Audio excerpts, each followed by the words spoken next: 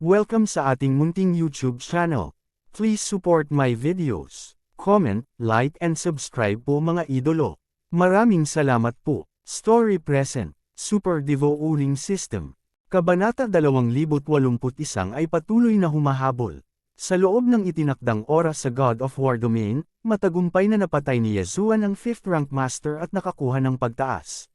Sa pagkamatay ng taong ito, ang larangan ng God of War ay direktang nabasag din, at ang nakapalibot na espasyo at oras ay bumalik sa normal. Lumakas ang lakas ni Yezuan at buong lakas niyang inatake. Sa kabilang panig, ang Diyos-Diyos-ong demonyong hari na si Sutai ay tumingin sa labanang ito at hindi napigilan ang pagpikit. Naon na niya ang kanyang katalinuhan, at natural niyang nakikita na ang kakayahan ni Yezuan ay mas mataas pa rin sa Sutai. Talagang pambihira na si Yezuan, na pinangungunahan ng pangalawang ranggo, ay maaaring magkaroon ng gayong lakas sa pakikipaglaban. Kaya naman, hinahangaan niya ang katawan ni Yezuan at naghihintay ng pagkakataong bumaril. Gayunpaman, habang tumatagal ang oras ng labanan, isa-isang bumagsak ang mga master ng pamilyang Su.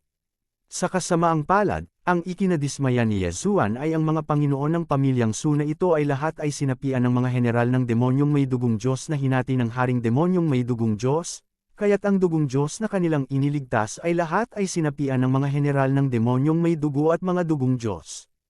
Nilamon ito ng hari ng demonyo. Napatay pa nga ni Yezuan ang ilang tao, ngunit ang mga taong ito ay walang kahit isang patak ng maling dugo sa singsing ng Chen Kun. Tumawag ka. Sa sandaling ito, isang tunog ng pagkabasag ng hangin ay biglang tumunog.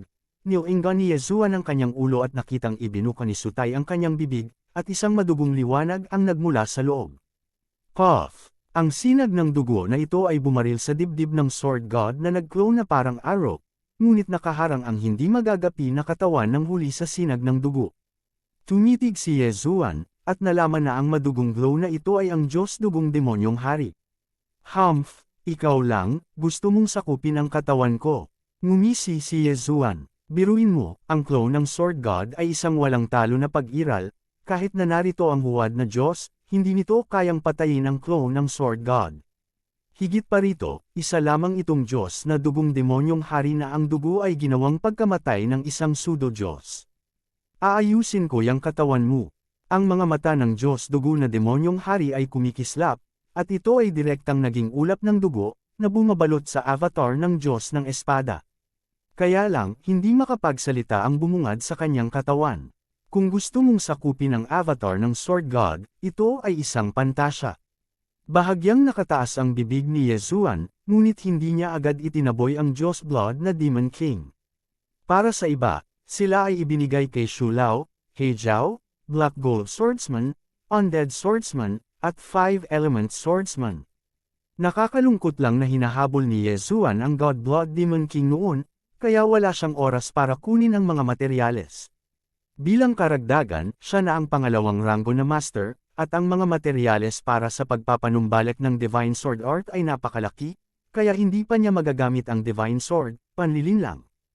Ang Diyos dugong Demon King ay walang pakialam sa buhay ng iba, kaya binalot niya ang Sword God clone. Kaya't ang iba ay isa-isang pinugutan ng ulo ng 5-Element Swordsman. Maging ang patriarch ng pamilyang Su, na nasa rank 6 master level, ay namatay sa labanan. Gayunpaman, pagkatapos mamatay ang mga katawan ng mga general na ito na may dugo Diyos na demonyo, lahat sila ay bumaling sa kanilang mga katawan at nagtipon patungo sa hari ng demonyong may dugo. Di nagtagal, tanging ang Diyos Blood na Demon King at si Yezuan at ang kanyang partido ang naiwan sa langit. Elder Shu, pumunta ka para mangolekta ng dugo ng mga huwad na Diyos. Sa ngayon, nag-uutos si Yezuan. Ito ay mabuti. Tumango ang matandang puno, at agad na kumalat. Kaagad pagkatapos, isang madugong bagyo ang sumiklab sa lungsod na ito, at lahat ng umabot sa master level ay pinugutan ng ulo. Kung gusto mong maging master, kailangan mo ng 100 patak ng pseudo God Blood. Bagamat kailangan ni Yezuan ng 10 beses ang dami ng pseudo God Blood kaysa sa karaniwang tao, ito na ang ikapitong langit. Ang mga taong nangingibabaw sa antas ay kasing dami ng mga aso. Hindi nagtagal, nakakolekta si Yezuan ng maraming pekeng dugo. Gayunpaman, sa halip na lunukan ito kaagad, itinago niya ito. Mula sa first rank master hanggang sa second rank master, kailangan ni Yezuan na kumain ng higit sa 1,000 patak ng pseudo-god blood, at mula sa second rank master hanggang sa third rank master, nangangailangan din ito ng higit sa 1,000 patak ng pseudo-god blood. Ang tagumpay ay magiging mas mabilis at mas mabilis. Di nagtagal, ang lungsod ay pinukaw ni Shulao at ng iba pa, at maging ang Panginoon ng lungsod ay ipinadala. Gayunpaman, hindi nito mapipigilan si Shulao at ang iba pa.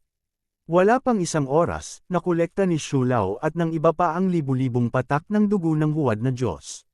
Kaagad pagkatapos, direktang nilunok ito ni Yezuan. Ding, nakalusot ang host, at kasalukuyang third rank master. Ang mga system prompt ay tumunog, ang kaharian ni Yezuan, mula mismo sa pangalawang ranggo na master, hanggang sa ika-6 na ranggo na master. Hininga, biglang pumailang lang. Ano, sa kalangitan sa itaas ng pamilyang Su, pagkatapos maramdaman ng Diyos Dugong Demon King ang hininga ni Yezuan, nagulat siya at nagmamadaling umalis. Sa kasamaang palad, huli na. Mamatay. Isinakripisyo ni Yezuan ang Beast God Bell, direktang pinigilan ang Diyos Dugong Demonyong Hari, at pagkatapos ay umatake ng buong lakas. Sa isang iglap, ang God Blood Demon King ay nahati mula sa isang katawan sa dalawa, at pagkatapos ay nahati muli.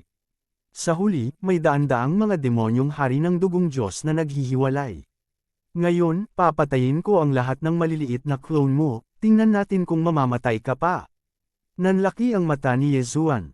Ang pang-anim na ranggo na pinuno niya, ang kanyang lakas ay talagang lumapit sa ika-9 na ranggo na Panginoon, upang pumatay ng isang demonyong haring may dugong Diyos, hindi ba madaling hulihin? Wala pang 2 segundo, sa ilalim ng sabay-sabay na pag-atake ni Shulao at ng iba pa, isa-isang bumagsak ang mga demonyong haring ito na may dugong Diyos. Sa wakas, walang natira. Kakaiba, patay lahat ng clone, bakit hindi pa nag-beep ang system? Nagtatakang tanong ni Yezuan matapos napatayin ang huling Divine Blood Demon King mismo. Sa pagkakataong ito, bigla siyang nakaramdam ng kakaibang hininga, at agad itong tinitigan. Napag-alaman na mayroong napakalaking patak ng pseudo-god na dugo sa unahan. Ang pseudo-god dugo sa katawan ng Diyos dugo na munting demonyong hari ay nakolekta na niya. Ang pseudo-god blood na nilamon ng God Blood Demon King ay hindi bababa sa 10,000, ngunit ang pseudo-god na dugo na nakuha ni Yezuan mula sa kanyang katawan ay ilang daan lamang. Hindi ko alam kung anong nangyayari. Lahat kaya sila ay nilamon ng patak ng huwad na dugo sa harap niya. Nang kukunin na ni Yezuan ang patak na ito ng peking dugo, bigla itong nanginig ng husto, at pagkatapos ay tumangay sa malayo. Fuck, tumakas. Nagtaas ng kilay si Yezuan. Agad itong sinuri gamit ang sistemang phagocytosis sa antas ng Diyos, at nalaman na ang patak ng asensya ng dugo na ito ay ang asensya ng dugo ng buhay ng pseudo-Diyos. Ito ay ang prototype ng Diyos Dugong Demonyong Hari, kaya ang Diyos Dugong Demonyong Hari ay maaaring lumamon ng napakaraming huwad na dugo ng Diyos upang palakasin ang kanyang sarili. Gusto mong tumakbo? Agad siyang hinabol ni Yezuan, ngunit ang asensya ng dugo ng buhay ng pseudo-god ay napakabilis, at nawala sa kalangitan sa isang kisap mata. Sa kabutihang palad, ang order ng Death Hunt ay hindi nakaligtaan ang target tulad ng nakaraang oras. Tiningnan ni Yezuan ang Escarlata na pamatay na salita at tumakbo ng ligaw. Kasabay nito, hiwalay na kumilos si Shulao at ang iba pa para mangolekta ng dugo ng mga huwad na Diyos. Tuldok, tuldok, tuldok. Ang pagtugis ni Yezuan ay tumagal ng ilang araw. Sa nakalipas na ilang araw, si Shulao at ang iba pa ay naghiwalay at nangolekta ng malaking halaga ng maling dugo, na nakatambak na sa kaharian ni Yezuan sa ika-9 na ranggo na Panginoon. Nagkataon lang na naabutan na ni Yezuan ang Diyos Blood na Demon King. After an hour, pwede na kayong magkita. Napakahirap pakitunguhan ng demonyong haring may dugong ito, sa pagkakataong ito, dapat siyang patayin, kung hindi, ang mga gantimpala ng mga random na gawain ay nakakabahala. Napaisip si Yezuan sa kanyang puso at pumasok sa isang mainit na lugar. Sa nakakapasong lupaing ito, sinasabing mayroong isang makapangyarihang phoenix. Dati, noong unang dumating si Yezuan sa 6th Heaven, nakatanggap siya ng misyon sa Xiantian Gate na manghuli ng Undead Phoenix. Kabanata 2082 ang katawan ng huwad na Diyos. Ngunit sa pagkakataong ito, ang dapat harapin ni Yezuan ay hindi ang undead na phoenix. Makalipas ang isang oras, sa wakas ay natagpuan na ni Yezuan ang tumakas na God-Blood Demon King, ngunit sa oras na ito, sinakop na nito ang katawan ng isang phoenix. Ang phoenix na ito ay tinatawag na Immortal Divine Phoenix. Matapos marinig ni Yezuan ang pangalan, napabuntong hininga din siya minsan, dahil minsan niyang pinagsama ang dugo ng Undead Divine Phoenix. Ang Undead Divine Phoenix ay may malakas na kakayahan sa pagbawi, bilang karagdagan sa mga undead clone at iba pa. Ewan ko ba, ito ba yung undead na phoenix sa harap ko? Diyos ong demonyong hari, sa palagay mo ba kung sakupin mo ang isang undead na banal na phoenix na nasa kaharian ng hindi masisirang dominasyon, hindi ka makakatakas sa kamatayan? Malamig na sabi ni Yezuan. Haha, although hindi ko alam kung anong paraan ang ginamit mo para mahuli ako, pero this time, hinihintay na kita. Biglang ibinuka ng Immortal Divine Phoenix ang bibig nito at naglabas ng mga salita ng tao. Oh, gusto kong makita, anong ambush ang ginawa mo? Tumingin si Yezuan sa paligid. Sa susunod na sandali, isang malaking bilang ng mga figure ang lumitaw, at ang nakapalibot na temperatura ay biglang tumaas. Lumabas na hindi lang isang undead phoenix ang nandito, kundi marami pa. Bukod dito, lahat sila ay hindi masisira na dominasyon na kaharian. Matapos tumakas dito ang haring demonyong may dugo sa araw na iyon, kinuha niya ang katawan ng haring undead na Diyos Phoenix, at pagkatapos ay hinayaan niyang ang mga general ng demonyong may dugong Diyos na inuri niya mismo ang sumikop sa mga katawan ng iba pang mga undead na Diyos Phoenix. Sa oras na ito, nakapalibot kay Yezuan sa gitna, mayroong 12 ng mga immortal na Phoenix sa Domination Realm. Sa harap ng ganitong uri ng labanan, bahagyang tumagilid si Yezuan, at hindi niya alam kung ilang beses na siyang nakaranas ng ganoong eksena. In short, hindi siya sinungaling. Kung nagkataon, ang Immortal Divine Phoenix ay isang banal na hayop na may katangiang apoy, habang ang 5-element swordsman ay immune sa lahat ng pag-atake ng katangian ng 5 elements. Kasabay ng pagkabigla ng Beast God Bell ni Megatron, ang nakapalibot na grupo ng mga undead na Phoenix sa hindi masisirang dominasyon ay grupo pa rin ng mga turkey. Kahit na hindi sila nakalusot sa Indestructible Domination Realm, sapat na si Yezuan para linisin sila. Boom boom boom. Kaagad-agad, sumiklab ang isang nakagigimbal na labanan sa nakakapasong mainit na lupain ito. Sunod-sunod na bumagsak ang undead na Phoenix, at pagkatapos ay lumitaw ang demonyong may dugo at muling pinatay. Ang mga general na ito na may dugo Diyos ong demonyo na hinati ng haring demonyong may dugong Diyos ay mayroon lamang isang patak ng maling Diyos na dugo sa kanilang mga katawan, ngunit ang kanilang lakas ay talagang napakalakas, na talagang hindi makatwiran. Napaisip si Yezuan sa kanyang sarili. Gayunpaman, sa mundong ito, maraming bagay ang hindi makatwiran. Pagkatapos ng lahat, ang Diyos dugong demonyong hari ay nagbago mula sa dugo ng isang huwad na Diyos. Hindi nagtagal, ang mga undead na Divine Phoenix na ito ay patay na lahat, ngunit ang Diyos dugo na demonyong hari, ang hari ng undead na Divine Phoenix, ay malakas pa rin. Ang bilis ng pagbawi nito ay hindi pa nagagawa, mas mahusay pa kaysa kay Yezuan. Gayunpaman, wala ito sa harap ni Yezuan. Hawakan mo siya. Ipinadala ni Yezuan ang kanyang boses sa lahat. Sa ilalim ng pagkabigla ng Beast God Bell, ang bilis ng Undying Divine Phoenix King ay bumagsak ng husto, at maaari lamang niyang tiisin ang patuloy na pag-atake. Kung hindi dahil sa malakas nitong kakayahan sa pagbawi, matagal na itong namatay. Gayunpaman, kailangan niyang mamatay kung hindi siya mamamatay. Banal na sword art. Isang mapanirlangit na divine sword ang nahulog at tumama sa Undead Divine Phoenix King. Kahit na mahusay ang kakayahan sa pagbawi ng Undying Divine Phoenix King, hindi nito mapigilan ang instant killing effect ng Divine Sword Art. Sa isang iglap, ang Undying Divine Phoenix King ay agad na pinatay. Kaagad pagkatapos, ang patak ng dugo ng buhay ng huwad na Diyos ay muling lumitaw sa harap ni Yezuan. Ngunit sa pagkakataong ito, ang patak ng dugong ito ng buhay ay isang sukat na mas malaki kaysa dati. Walang system beep, mukhang hindi pa patay itong God-Blood Demon King, sirain mo na. Agad na naglabas ng utos si Yezuan at sabay na inatake ang sarili. Gayunpaman, sa oras na ito, tumawag ka. Ang patak na ito ng pseudo-god na dugo ay muling nanginginig, at pagkatapos ay tumangay sa lupa. Kung gusto mong sumama, samahan mo ako. Bagamat nilabanan ito ni Yezuan ng buong lakas, ang patak ng pseudo-god na dugo ay dugo ng buhay ng isang pseudo-god, at agad niyang ibinigay ang sword god clone kay Zenfei, at pagkatapos ay nag-drill sa lupa. Nagmamadaling hinayaan ni Yezuan ang lahat na mapunta sa lupa. Hinayaan na niya ang God Blood Demon King na makatakas ng 2 beses, at hindi ito dapat mangyari sa pangatlong beses. Gayunpaman, sa oras na ito, boom! Biglang nag-vibrate ng marahas ang lupa, at hindi ko alam kung ano ang nangyari. Kaagad pagkatapos, kumalat ang isang nakakatakot na aura, na naging dahilan upang manginig si Shulao at ang iba pa. Bang! Biglang, isang higanting kamay ang nagunat mula sa lupa at direktang hinawakan si Yezuan at ang iba pa. Ding! Patay na ang apoy na lumalamon sa unicorn. Ding! Lemunin mo nang mamatay ang Black Scale Dragon. Ding! Patay na ang Black Gold Swordsman. Sunod-sunod na death prompt ang tumunog sa isipan ni Yezuan.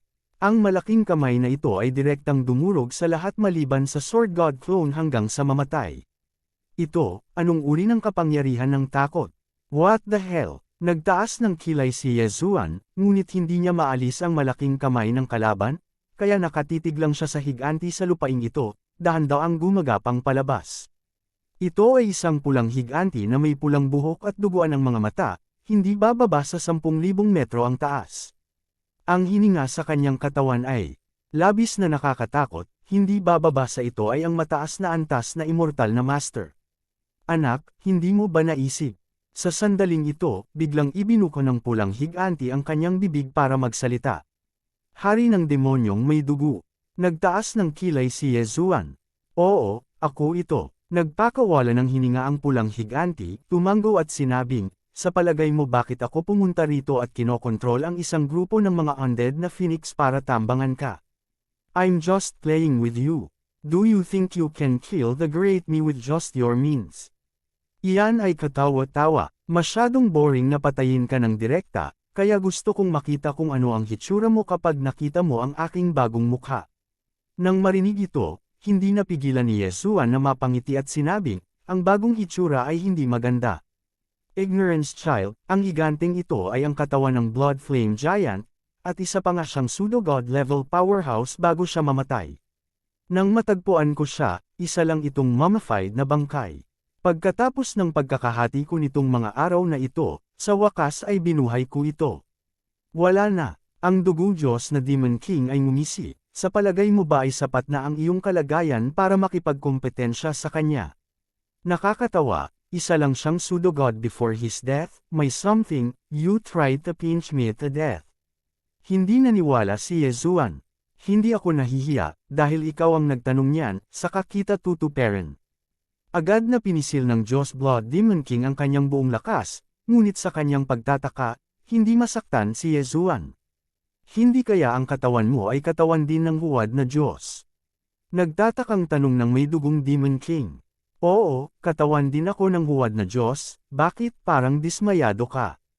Agad namang tumugon si Yezuan. Nang marinig ito, hindi napigilan ng Diyos na Demon King na magpakita ng kasakiman. Sa oras na ito, nasa kanyang mga kamay si Yezuan.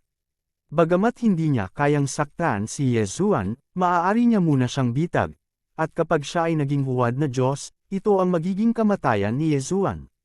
Gayunpaman, sa oras na ito, ang ikapitong layer ng langit ay biglang bumukas, at pagkatapos, isang pulang ilaw ang bumaba. Si Yezuan at ang Diyos-Diyos-ong demonyong hari ay lumingon upang tumingin, at nakita ang isang lalaking pula ang buhok na naglalakad palabas ng liwanag. Ang hininga ng taong ito ay katulad ng sa Blood Flame Giant. Kabanata 2083 ang layunin, ang ikawalong langit. Kuya, so hindi ka patay. Nang makita ng lalaking may pulang buhok ang higanting apoy ng dugo, nagulat siya at natuwa. Natigilan sandali ang demonyong hari ng dugong Diyos, at mabilis na hinanap ang alaala ng bangkay ng pekeng Diyos na ito, at pagkatapos ay direktang pinisil si Yezuan, at nakangiting sinabi, Kuya. Naramdaman ng bisita ang hininga ng higanting apoy ng dugo, kaya nagmula siya sa ikawalong langit. Nagkataon na siya ang nakababatang kapatid ng nabuhay na mag-uling pseudo-Diyos, ngunit hindi niya alam na ang higanting apoy ng dugo sa oras na ito ay sinapian ng demonyong hari ng dugong Diyos. Kuya, wala kang balita sa iyo nitong mga nakaraang taon. 7 beses na akong tumakbo sa langit ng hindi mabilang. Babalik lang ako, at naramdaman ko ang iyong hininga. Gulat na sabi ng lalaking pula ang buhok. Nabasag na niya ang ika-7 langit at babalik na sana siya sa ika-8 langit. Kuya, napatay ako noon ng isang taksil at nakatulog ako ng mahimbing. Ngayon lang ako nagising. Nang sabihin ito ng Diyos dugong demonyong hari, itinuon niya ang kanyang atensyon kay Yesuan at sinabing, Kuya, kagigising ko lang, at ginalit ako ng batang ito. Ang batang ito ay katawan din ng isang pseudo-god. Sa lakas ko ngayon, hindi ko kaya kung saktan mo siya, mangyaring humingi ng tulong sa Kuya. Nang marinig ito, nagtaas ng kilay ang lalaking pula ang buhok, dare to provoke my blood flame giant family, courting death. Tumawag ka. Bago bumagsak ang mga salita, mayroong isang sword energy na umatake kay Yesuan. Walang pakialam si Yesuan. Tungkol sa clone ng Sword God, palagi siyang walang pakialam, at wala pa siyang nakikitang sinumang makakasakit sa clone ng Sword God. Ngunit sa sumunod na sandali, biglang tumigil ang kanyang ngiti. Ding, ang invincible body ng Sword God clone ay nasira, at ang damage ay umabot na sa 13%. Ang prompt sound ng system na ito ay nagulat kay Yesuan. Nasira ang invincibility ng Sword God clone. Invincible, hindi ba invincible? Anong biro? Nagdilim ang mukha ni Yesuan. Tinansya niya na ang hindi magagapi na katawan ng Sword God clone ay mayroon ding pinakamataas na limitasyon. Kapag lumagpas ang pag-atake sa itaas na limitasyon, ito ay mapipinsala.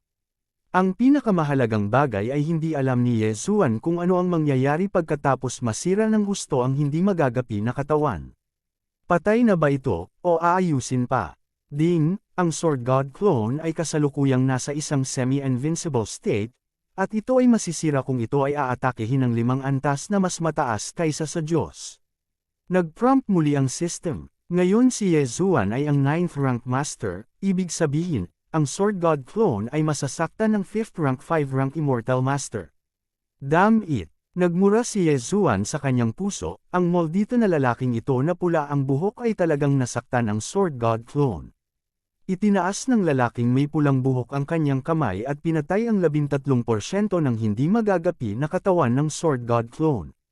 Kung gagawin niya ito muli, malamang na mamatay ang Sword God clone. Hindi pa banggitin ng pulang buhok na lalaki, ang Sword God clone sa oras na ito, kahit ang Blood Flame Giant na sinapian ng God Blood Demon King, ay madaling sirain ang Sword God clone. Maglakad, ang Diyos ni Yesuan sa kalangitan, kumislap ang kanyang mga mata, at mabilis niyang inalis sa hangin ang Sword God clone. Hindi siya nang ahas na hayaan ang Sword God clone na makipagsapalaran. Sa ganitong paraan, nawala ang clone ng Sword God sa mga kamay ng Blood Flame Giant, naiwan ang natulala na God Blood Demon King at ang pulang buhok na lalaki. Tuldok. Sa oras na ito, sa isang lugar sa ika-7 langit, mabilis na itinago ng Diyos ni Yesuan ang kanyang sarili gamit ang Void Spirit Armor. Nakiusap na lang siya sa lalaking mapula ang buhok na huwag hanapin ang ika-7 langit, kung hindi, mahihirapan siya. Ang isang powerhouse na may ganitong antas ay maaaring pumatay sa kanya sa pamamagitan lamang ng ilang mga galaw. Bagamat may clone siya sa mortal na mundo at sa susunod na mundo, kapag namatay siya, ito ay magiging mahirap. Mayroon pa akong 3 punto ng paglunok na walang silbi, ngunit hindi ko maaaring hayaan ang Sword God clone na makipagsapalaran. Mas mabuti na maging ligtas, at tandaan ang puot na ito pansamantala. Kinaikit ni Yesuan ang kanyang mga mata at nagpas siyang huwag munang maghayganti sa Diyos Blood Demon King pansamantala. Ang taong pula ang buhok mula sa higanting apoy ng dugo ay hindi bababa sa isang pseudo-Diyos, at ang kanyang lakas ay napakalakas.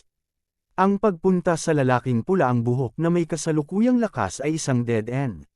Sa oras na ito, naramdaman niyang gumagalaw ang Diyos Blood Demon King. Sa kabutihang palad, ang dugong Diyos na Demon King ay gumagalaw pataas. Hindi lang yun, pati yung lalaking pulang buhok. Nangangahulugan ito na ang demonyong hari ng dugong Diyos ay kinuha mula sa ika-7 langit ng taong pula ang buhok at napunta sa ika-8 langit. Mukhang hindi siya sineseryoso ng demonyong haring may dugo. Pagkatapos ng lahat, ang Diyos dugo na demonyong hari ay sumasakop na ngayon sa pseudo-Diyos na katawan ng higanteng apoy ng dugo. Kung babalik siya sa Blood Flame Giant family na iyon, dapat ay mabilis siyang makarecover. Pseudo-Diyos. Pagkaalis ng dalawa, walang pag-aalinlangan si Yezuan, at agad na naghiwalay. Dapat siyang makapasok sa Undestructible Lord sa lalong madaling panahon, at pagkatapos ay maabot ang rurok ng Undestructible Lord. Sa pamamagitan lamang ng pagiging isang huwad na Diyos maaari siyang makalusot sa ikapitong langit, makapunta sa ikawalong langit, at pagkatapos ay maghiganti para sa haring demonyo na may dugong Diyos at sa taong pula ang buhok. Sa susunod na pagkakataon, si Yezuan ay patuloy na tumatakbo sa paligid. Ang dami ng banal na dugo na kailangan niya ay 10 beses kaysa sa karaniwang tao. Upang makapasok sa antas ng immortalidad ay nangangailangan ng pagdadalisay ng 11,111 patak ng huwad na banal na dugo, at pagkatapos ang bawat kaharian ay nangangailangan ng parehong huwad na banal na dugo. Gayunpaman, pagkatapos makapasok sa Undestructible Lord, ang bilis ng pagkolekta niya ng dugo ng pseudo-god ay dumami. Kasi, ang malalaking pamilyang iyon ay maraming maling dugo. Nakakalungkot, kung ito ay isang kalahating hakbang na master, isang master, o isang hindi maaalis na master, pagkatapos ng kamatayan, imposibleng paikliin ang dugo ng mga huwad na Diyos tulad ng tadhana. Pagkatapos ng lahat, hindi sila mga huwad na Diyos. Kung hindi, ang bilis ng koleksyon ni Yezuan ay lubos na mapapabuti. Sa wakas, pagkatapos ng mahigit isang buwan, nakakolekta si Yezuan ng mahigit 70,000 patak ng false blood. Sa oras na ito, ang kanyang kaharian ay ang Panginoon ng ika-9 na ranggo na hindi masisira. Mayroon pa ring 2,000 patak ng pseudo-god na dugo, at 100,000 patak ng pseudo-god na dugo ay maaaring maabot. Sa oras na iyon, magagawa niyang gawing pseudo-god ang Thou Heart at makamit ang isang pseudo-god. Sa oras na ito, dumating siya sa isang nangungunang lungsod sa ikapitong langit. Dito, ito na ang huling hinto ni Yezuan sa ikapitong langit. Dahil, sa lungsod na ito, maaari niyang makuha ang huling 2,000 patak ng pseudo-god na dugo. Bilang karagdagan, mayroong isang teleportation formation sa lungsod na ito na humahantong sa ikawalong langit. Patayin, hindi umimik si Yezuan, at direktang ipinatawag sina Shulao at Heijiao. Sa kasalukuyang estado ni Yezuan sa ranggo na 9 na walang kamatayang dominasyon, hindi na niya kailangan ng ibang mga katulong, kaya niyang sirain ang lungsod na ito ng mag-isa. Ang dahilan kung bakit niya ipinatawag ang dalawang Shulao ay dahil matutulungan siya ni Shulao at Blackhorn sa paglamon. Hindi siya makapaghintay. Sa sandaling ito, silang tatlo ay pumasok sa pinakamataas na lungsod ng ikapitong langit. Ang Panginoon ng lungsod ng nangungunang lungsod na ito ay isang walang kamatayang pinuno ng ika-9 na ranggo. Matapos niyang maramdaman ang tatlong hininga ni Yezuan, halos natakot siyang umihi. Ang ika-9 na ranggo na hindi maaalis na pinuno ay sapat na upang sakupin ang isang lugar sa ikapitong langit upang mangibabaw, at lahat sa pangkalahatan ay hindi lumalabag sa tubig ng ilog. Bakit ngayon, 3 9th rank Immortal Master ang sabay-sabay na lumitaw? Kayo, ano ang ginagawa ninyo sa aking side? Ang may-ari ng lungsod ay agad na tumalon sa langit at tumingin kay Yezuan at sa tatlo na nanloob sa kanya. Sa hindi inaasahang pagkakataon, hindi nasagot ni Yezuan ang ibig niyang sabihin.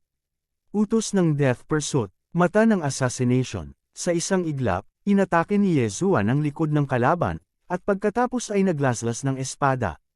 Kabanata 2084 na huwad na Diyos. Kanya, ang pinuno ng Panginoon ng lungsod ay itinapon, at siya ay agad na pinatay. Si Yezuan na ngayon ang hindi masisira na pinuno ng ika-9 na ranggo.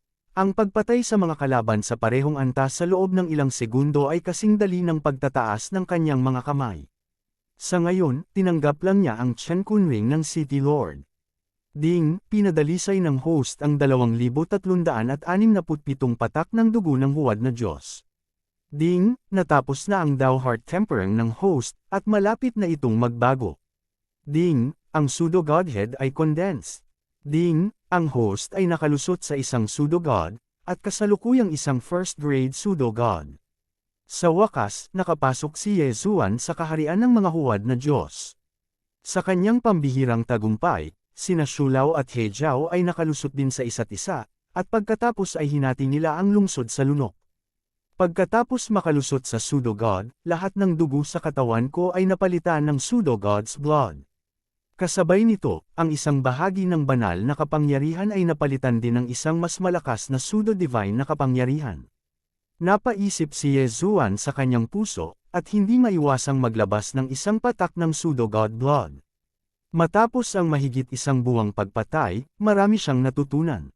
Halimbawa, kung gusto ng pseudo-god na makalusot, dapat niyang pagbutihin ang kanyang pseudo-divine power.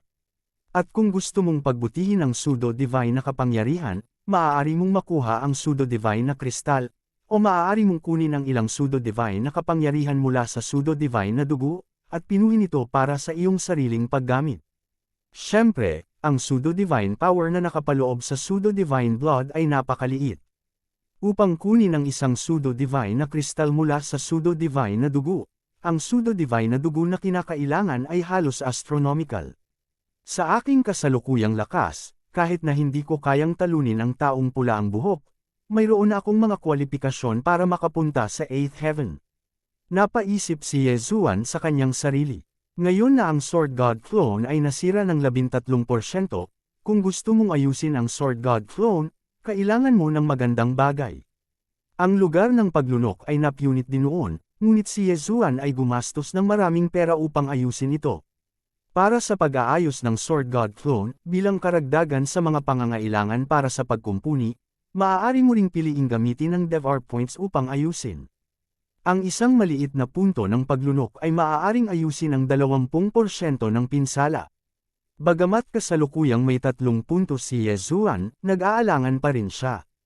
Kapag hindi nasira ang invincible body ng Sword God Clone, makakalabanan man lang nito ang pag-atake ng isang malaking kaharian, iyon ay, ang pag-atake ng 9-level master. Ngayong nasira ito, maaari lamang nitong labanan ang 5-level high realm. I will steal its fixed. Matapos itong pag-isipan ni Yezuan, ginugol niya ang tanging 3 mga punto ng paglunok upang ayusin ang clone ng Sword God. Nalaman din ito sa kanya pagkatapos masira ang hindi magagapi na katawan ng Sword God clone. Sa oras na iyon, ang higanteng apoy ng dugo na inookupahan ng hari ng demonyong may dugong Diyos ay nagkataong ang ika-9 na ranggo na hindi masisira na pinuno, sa loob ng hindi magagapi na hanay. Gayunpaman, ang lalaking pula ang buhok ay isang huwad na Diyos, hindi bababa sa 10 antas na mas mataas kaysa kay Yezuan, kaya nasira ang Sword God clone. Ding, successful ang repair.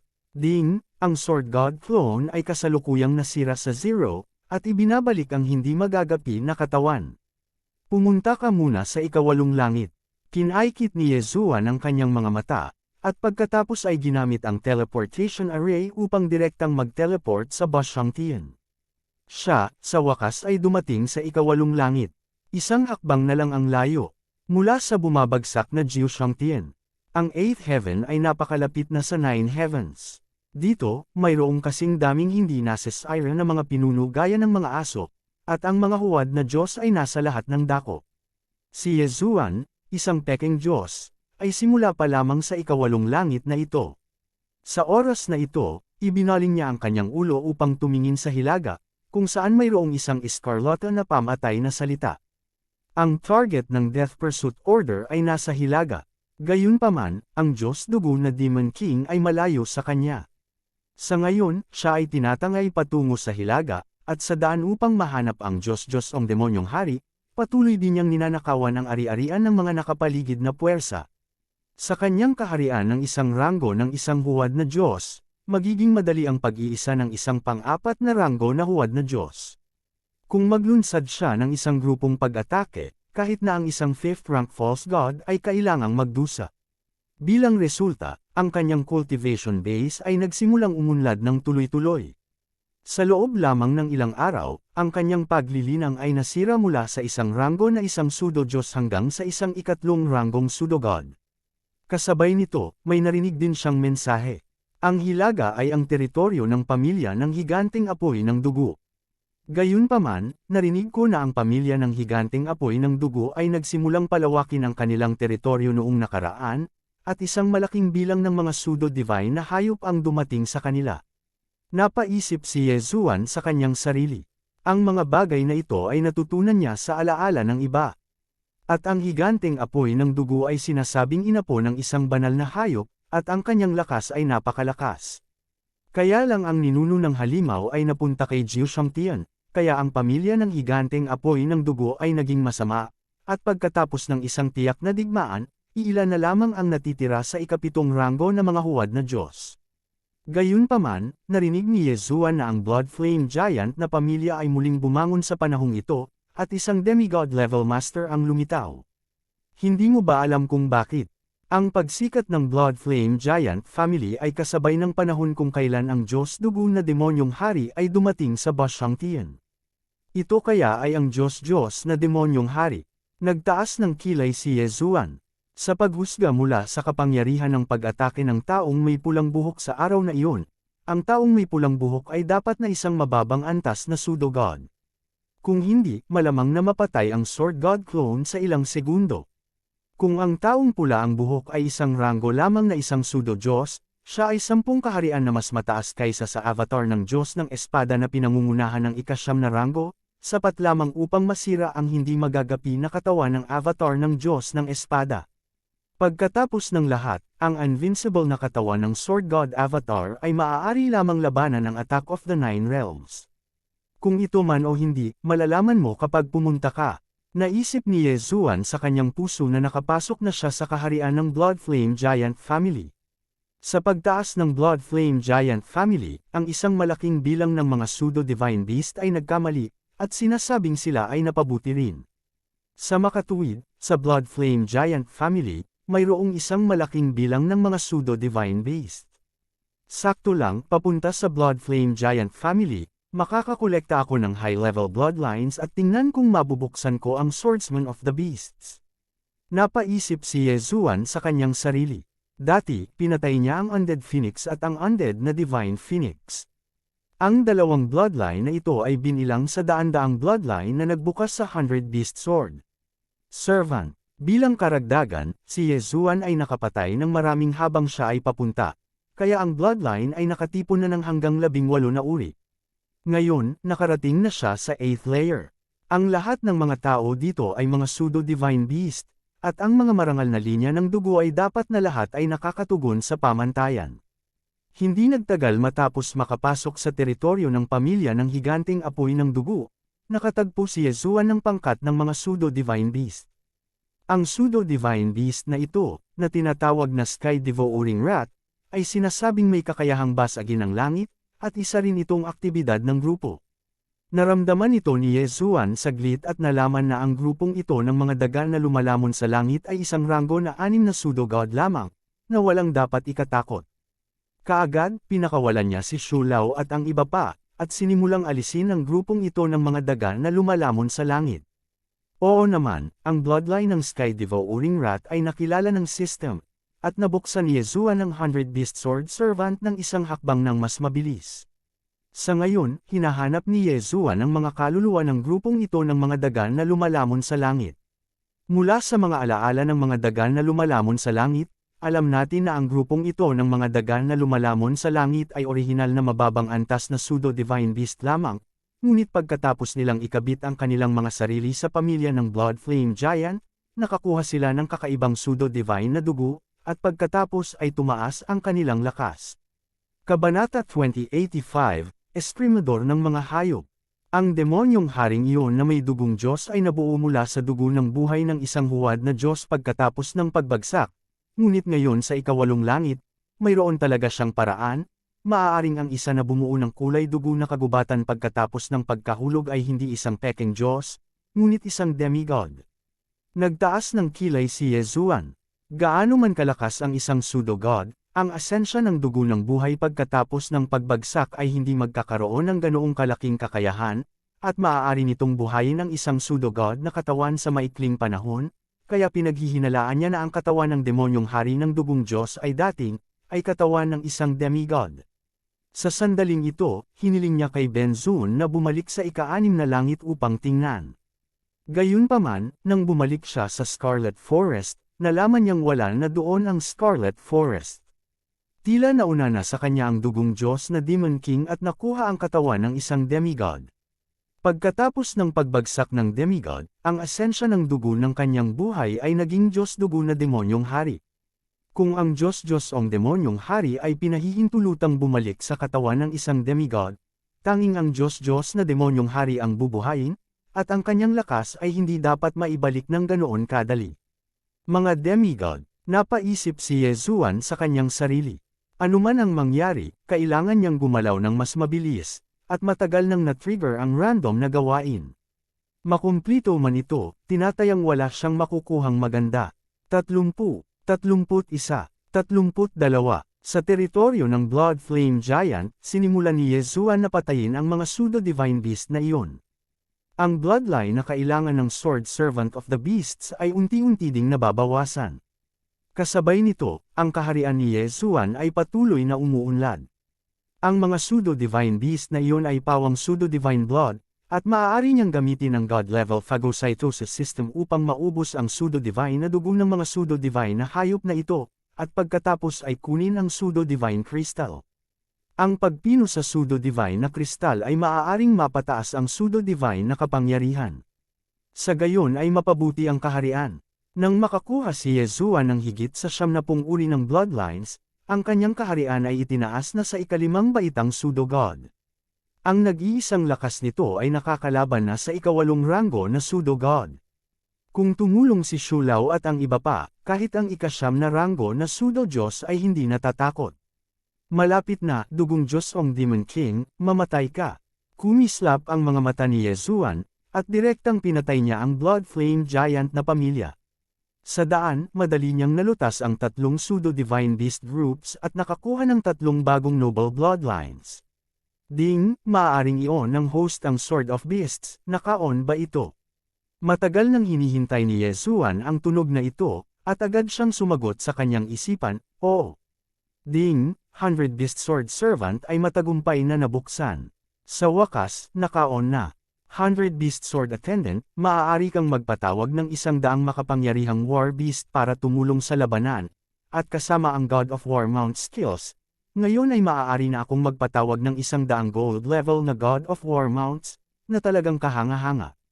Nagulat si Yesuan. Ang God of War Mounts ay nahahati sa ordinaryo, pilak, ginto, platinum, at syempre mas mataas.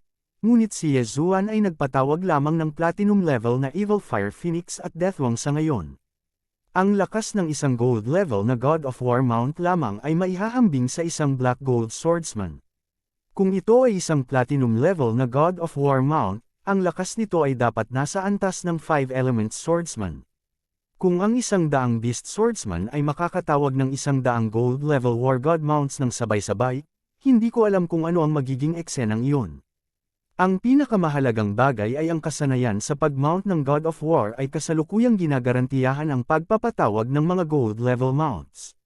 Kung ito ay makikipagtulungan sa mga hayop at eskrimidor upang ipatawag ang daan-daan sa kanila ng sabay-sabay, maaaring mayroong ilang mga platinum level mounts. Ito ang pinaka-nakakatakot. Bilang karagdagan, pagkatapos ma-activate ang Sword Servant of the Beasts, nakakuha din si Yesuan ng skill na tinatawag na Feast of the Beasts. Ang kapistahan ng mga hayop ay isang aktibong kasanayan. Kapag nakast, ang lahat ng mga alagang hayop at mount ni Yesuan ay madaragdagan ang kanilang lakas. Tulad ng inaasahan na ako ang ikatlong napakalakas na swordsman sa swordsman rankang, kasama ang Beast Swordsman, sapat na ako para harapin ang buong Blood Flame Giant family. Nag-isip si Yesuan sa kanyang puso para lang mapabilis. Hindi nagtagal, dumating siya sa paligid ng higanteng pamilya ng apoy ng dugo. Tumigil ka. Sa sandaling ito, isang malakas na sigaw ang narinig sa tenga ni Yesuan, at pagkatapos, isang figure ang tumayo sa kanyang harapan. Ang taong nasa harap niya ay miyembro ng Blood Flame Giant family, na umabot na sa ika-6 na baitang pseudo-god. Sa hindi kalayuan, may ilang anak ng Blood Flame Giant family, na nakatingin kay Yesuan. Mamatay. Sa hindi inaasahang pagkakataon, direktang bumaril si Yesuan, at agad na ginamit ang mata ng pagpatay upang salakayin ang likod ng kalaban, at pagkatapos ay naglaslas ng espada. His. Itong pang-6 na ranggo na huwad na Diyos, bago pa siya makapag-react, ang kanyang ulo ay itinapon sa hangin. Sa susunod na sandali, ang ilang mga tao sa malayo ay nilason din ni Old Shu at ng iba pa. Mabilis na kinolekta ni Yesuan ang mga bangkay na ito sa espasyo ng paglunok, at pagkatapos ay ginamit ang sistema ng paglunok sa antas ng Diyos upang kunin ang lahat ng pseudo-god na dugo, at pagkatapos ay pinino ang pseudo-god na kristal. Ang kanyang lakas ay isang hakbang na mas malapit. Pagkatapos, ipinatawag niya ang Black Gold Swordsman, ang Undead Swordsman, at ang Five-Element Swordsman. Isang kabuuan ng 6 na tao, lahat ay nakahilig sa dugong apoy ng higanteng pamilya. Nakita ng mga taong iyon sa daan na hindi alam ang pinanggalingan ni Yesuan, at agad silang bumaril para harangan, ngunit lahat sila ay namatay ng hindi inaasahan. Sa pagkakataong ito, napakayabang ni Yesuan, kaya direktang inalerto niya ang mga matataas na opisyal ng Blood Flame Giant Family, at kaagad na may 7 ranggo at 8 ranggo na pseudo-god na napatay. Walang natira, patayin mo. Umorder kaagad si Yesuan. Ang grupong ito ng high-level Blood Flame Giant na miyembro ng pamilya, sa harap niya, ay isang grupo ng mga pabo at aso, at sila ay napatay sa isang iglap. Sa ganitong paraan, naakit din ito ang atensyon ng 9th rank false god sa Blood Flame Giant Family. Tumigil ka! Isang malakas na sigaw ang bumagsak sa tenga ni Yesuan, ngunit hindi tumigil si Yesuan. Nang bumagsak ang mga salita, napatay na niya ang lahat ng mga master ng Blood Flame Giant Family. Sa pamamagitan ng paghahanap sa kanyang memorya, malalaman niya na ang bisita ay ang pinuno ng Blood Flame Giant Family, isang rank 9 peak pseudo-god. Nang makita ang napakaraming tao na namamatay sa kalunos-lunos na kamay ni Yesuan, ang pinuno ng Blood Flame Giant Family ay agad na naging katawan niya. Ang kanyang katawan, isang higanteng apoy ng dugo na may taas na 100,000 metro, ay itinaas ang kanyang paa at tinapakan si Yesuan. Beast Swordsman, ikaw na ang sumulpot. Agad na tinawag ni Yesuan ang pinakamalakas na pupay. Ang Beast Sword Attendant ay may napakagandang hugis, at ang buong sandata ng katawan ay gawa sa balahibo ng iba't ibang hayop. Ang kaliwang baluti sa balikat ay ulo ng lobo, ang kanang balikat na baluti ay ulo ng tigre, at nakasuot siya ng helmet ng ulo ng dragon, na napakalakas. Ang kanyang hitsura ay nagpadama ng matinding presyon sa higanteng apoy ng dugo. Hindi ito ang punto. Beast God Bell, ibigay mo sa akin ang bayan.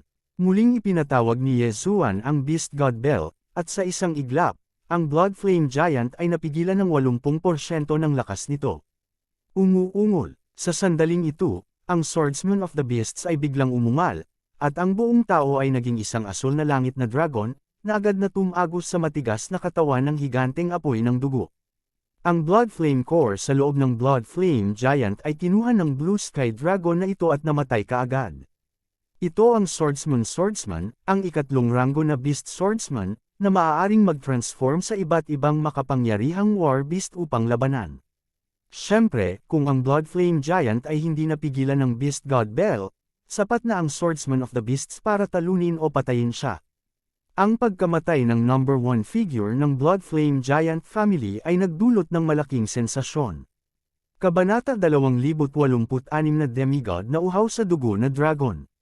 Sa sandaling ito, inalis ni Yesuan ang kanyang katawan, at pagkatapos ay gumuhit ng dugo upang pinuhin ang pseudo-divine na kristal.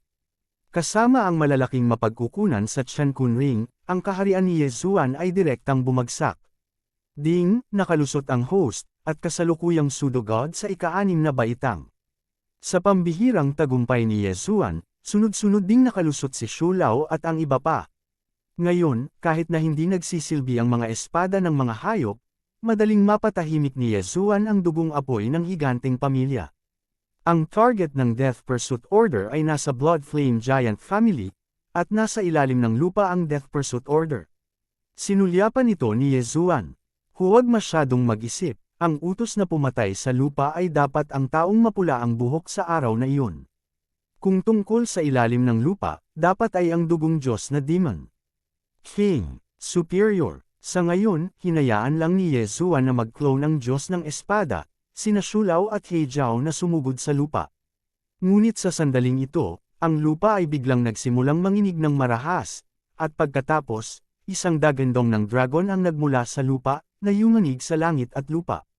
Boom! Sa harap ng mga mata ni Yesuan, Isang kulay dugo na celestial dragon ang tumalsik mula sa lupa, at sa isang iglap, ang liwanag ng dugo ay lumitaw, at maging ang madilim na ulap sa kalangitan ay kinulayan ng pula ng dugo. Diyos o ang demonyong hari, sa wakas ay lumabas na. Tiningnan ni Yezuan ang kulay dugo na dragon at ang iskarlata na pamatay na salita sa tuktok ng kanyang ulo, at hindi napigilan ang pag-ungol. Gayunpaman, ang aura ng makalangit na dragon na ito na may kulay dugo ay higit sa 10 beses na mas malakas kaysa sa ulo ng higanteng pamilya ng apoy ng dugo. Ang Diyos dugong demonyong hari ay hindi na isang huwad na Diyos, natatakot ako na naabot niya ang isang demigod. Ang isang demigod, iyon ay, kalahating talampakan sa kaharian ng isang Diyos, ay maraming beses na mas malakas kaysa sa isang huwad na Diyos. Gayunpaman, hindi sinungaling si Yezuan. Anak, maaari mong abutin mula sa ikapitong langit hanggang sa ikawalong langit, ngunit mayroon kang ilang kakayahan. Itong kulay dugong heavenly dragon ay bamuka ang dagwang bibig nito, at nakakabingi ang boses nito. Ito dapat ang katawan ng isang demigod, tama? Malamig na tanong ni Yezuan. Oo, ito ang demigod na katawan sa ilalim ng madugong kagubatan. Sumagot ang may dugong Demon King. Kahit si Yezuan ay hindi inaasahan na mayroong isang demigod sa ilalim ng madugong kagubatan. Hindi nakakagulat na hindi na muling lumitaw ang mga sumubok na galugarin ang lupa. Sa oras na iyon, gusto talaga ni Yezuan na bumaba ang clone ng Sword God, ngunit dahil masyadong mababa ang kanyang kaharian, hindi siya pumunta. Nang maglaon, dahil sa pag-trigger ng random quest, hinabol niya ang Godblood Demon King. Ngunit nang bumalik siya sa Scarlet Forest, nawala ang Scarlet Forest, at nahulaan niya na ito ay ginawa ng mga tao ng Godblood Demon King. Ngayon ay parang ito na. Napakalakas mo kaya talagang inatake mo ang amo nito. Sabi ni Yezuan. Ang kulay dugong celestial na dragon na ito ay nasa kaharian ng mga demigod bago siya namatay, at hindi niya alam kung bakit siya nahulog sa ikapitong langit. Pagkatapos ng kamatayan ng kulay dugong Tianlong, nabuo ang kulay dugo na kagubatan, at ang asensya ng dugo ng pseudo-Diyos dugo sa katawan nito ay napalitan ng Diyos dugong demonyong hari. Nang marinig ito, ang haring demonyong dugo ng Diyos ay malamig na sumangot, ano ang nag-backfire sa amo nito? Namatay siya, iyon ay ang kanyang kawalan ng kakayahan, at ako ang pumapalit sa kanya. Okay, kahit anong sabihin mo, anyway, nandito ako para maghiganti ngayon. Sabi ni Yezuan, paghihiganti. Bahagyang nagulat ang Godblood Demon King dahil gusto niyang maghiganti kay Yezuan, kaya bakit naghiganti si Yezuan sa kanya? Ang liwanag ng isang butil ng bigas ay nangangahas na makipagkumpetensya kay Haoyu para sa kaluwalhatian, ngunit tingnan ko kung paano ka makakalaban sa aking demigod na katawan. Pagkatapos magsalita ng demonyong hari ng dugo Diyos, siya ay naging isang sinag ng dugo at tumangay kay Yezuan. Kumpiyansa si Yezuan sa pagkakataong ito, dahil naayos na ang invincible body ng Sword God clone, kaya hindi siya natakot. Kung hindi, ang Sword God clone ay makakalaban sa mga pag-atake ng level 5 at mas mababa. Hanggat ang kasalukuyang kaharian ng Diyos dugo na demonyong hari ay hindi umabot sa ikapitong ranggo na demigod, kung gayon hindi niya magagawang sakta ng Sword God clone. Sa isang iglap, sina Shu Lao, He Jiao at Ang iba pa ay sabay-sabay na pinatay silang lahat. Tungkol sa clone ng Sword God, lihim muna niyang inalis ang ilan sa mga tagapag-alaga ng espada ng hayop, at pagkatapos ay pinatay din sila. Kailangan niyang makita muna kung ano ang kasalukuyang lakas ng demonyong haring ito na may dugong Diyos. Boom! Biglang sumiklab ang isang nakakagulat na labanan sa kalangitan. Kasalukuyang mayroong 3 tao sa panig ni Yezuan, na ang Sword God clone, Shu Lao at He Jiao, dahil ang isa sa kanila ay hindi magagapi at ang dalawa ay walang katapusang muling pagkabuhay. Para sa mga sword attendant, pansamantalang itinapon sila ni Yezuan dahil magkakaroon ng cooldown pagkatapos ng kamatayan. Gayunpaman, minaliit ni Yezuan ang Godblood Demon King, at pagkatapos lang ng laban, sina Shu Lao at He Jiao ay pinatay ng Godblood Demon King. Gayunpaman, ang clone ng Sword God ay malakas pa rin. Ang pseudo-god ay mayroon ng pseudo-god, at pagkatapos ay pinalamutian ang pseudo-divine na kapangyarihan, habang ang demigod ay itinaas ang pseudo-divine na kapangyarihan sa tuktok na maaaring mapabuti, iyon ay, ang demigod, at pagkatapos ay ginagamit ang demigod upang gawing isang demigod ang katawan. Ang pulso ay malakas, kaya ang katawan ay napakalakas. Habang iniisip ito ni Yesuan, kinokontrol niya ang Sword God clone para atakihin ang Diyos Blood Demon King. Sa paghusga mula sa kapangyarihan ng pag-atake ng Diyos Dugo na Demon King, ang kanyang kaharian ay dapat na nasa paligid ng tuktok ng isang first-rank demigod. Dahil lamang sa tumawid ka sa isang malaking kaharian, ang iyong lakas ay bumuti ng kaunti, ngunit ngayon ay mamamatay ka pa rin. Sa oras na ito, biglang lumuwa ang mga mata ni Yesuan, at sa susunod na sandali, ang Black Gold Swordsman, ang Undead Swordsman, ang Five Element Swordsman, at ang 100 Beast Swordsman ay agad na lumitaw. Daang hayop, sa ngayon, direktang ginagamit ng Swordsman of the Beasts ang ultimate move. Kaagad pagkatapos, lumitaw ang Gold Level God of War Mounts, at kabilang sa mga ito ay ang Platinum Level God of War Mounts, na nagdagdag ng eksaktong 100. Ang trick na ito ay isang kakaibang trick ng Swordsman of the Beast, at nakikipagtulungan din ito sa Diyos ng mga kasanayan sa pag-mount ng digmaan, kaya ang mga summoned war beast ay hindi bababa sa gold level. Pinuno ng malalaki at maliliit na hayop sa digmaan ang kalangitan at pinalibutan ang demonyong hari ng dugong Diyos. Haring demonyong may dugong Diyos, ngayon ang araw ng iyong kamatayan, halika na. Nagutos si Yesuan, at daan-daang mga war beast kahit man lang sa gold level ang direktang pinatay sa God Blood Demon King. Kabilang sa mga ito, mayroong 5 platinum level na super beast. Ang Diyos Dugo na demonyong hari ay medyo natakot din sa harap ng gayong labanan, ngunit ang demigod na katawan na inookupahan niya ay isang uhaw sa dugo na dragon, isang inapo ng isang banal na hayop na may sobrang pangangatawan.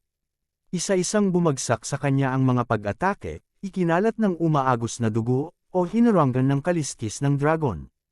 Ang talagang makakasakit sa uhaw sa dugo na dragon ay ang mga pag-atake ng mga hayop sa antas ng platinum. Siyempre, nariyan din ang 5 Elements Swordsman at ang 100 Beast Swordsman. Gayunpaman, ang pinsala sa uhaw sa dugo na si Tianlong ay naayos ng malaking enerhiya ng dugo sa ilang sandali matapos itong lumitaw. Hahaha, sa tingin mo mananalo ka kung marami kang numero. Ilang beses tumawa ang God Blood Demon King, at nang kumaibot ang buntot ng dragon, pinasabog nito ang ilang gold level na God of War mount. Well, tapos susubukan mo ulit. Ngumisi si Yesuan, at sa sumunod na sandali, biglang lumitaw si Megatron. Hayop na Diyos orasan, panunupil, sa isang iglap, biglang. Tumigil ang pagtawa ng may dugong Demon King. Pakiramdam niya ay bumaba ng hindi bababa sa 80% ang kanyang pangangatawan. Anong nangyari? Bigla niyang naalala na noong nasa Scarlet Forest siya, nangyari ito. Matapos mag-isip, agad niyang nilock ang Megatron na kalalabas lang, pagkatapos ay ibinuka ang kanyang bibig at iniluwa ang isang kulay dugong hininga ng dragon kay Megatron. Kabanata 2087, Column upang tanggapin ang gintong liwanag. Boom! Si Megatron lamang iyon ang ika-6 na baitang Pseudo-God Realm, at mahirap harangan ang pag-atake, at ito ay direktang na-spray ng hininga ng dragon na ito. Ngunit, sa susunod na sandali ay muli itong lumitaw. Sina Shu Lao, He Zhao, Megatron, at Pot iyan ay pawang mga sandatang mahika, na may kakayahang maging immortal at immortal. Hanggat may clone si Yesuan, hindi sila mahuhulog. Gustong patayin ng God Blood Demon King si Megatron, ito ay isang pantasya. Ano? Nagulat ang dugong demonyong hari. Sa oras na ito, huho, muling umalangaw-ngaw ang bugzo ng hangin, at ang nakapalibot na gold level at platinum level war god mounts ay naglunsad muli ng pag-atake ng grupo. Bilang karagdagan, nariyan ang 5 Element Swordsman at ang 100 Beast Swordsman na naging puting tigre. Matapos ang pagkabigla ni Megatron, bumaba ng 80% ang lakas ng God Blood Demon King, at kasama sa 80% na ito ang kanyang pangangatawan. Ang pag-atake na hindi siya maaaring saktan sa una, biglang maaari. Ang pag-atake na maaaring saktan siya, ngunit ngayon ay maaari itong seryosong saktan siya. Matapos matiis ng God Blood Demon King ang round of attack na ito, bumuhos ang baha ng dugo mula sa malaking katawan na iyon, bumuhos ang malakas na ulan ng dugo. Aray! Napasigaw sa sakit ang dugong demonyong hari, at nagsimulang gumaling ang dugo sa kanyang katawan. Alam niya na kung walang mga card, ang mga bagay ay magiging masama. Nagtimpla siya saglit, at agad na nagsimulang mamukadkad ang buong katawan ng kulay dugong liwanag.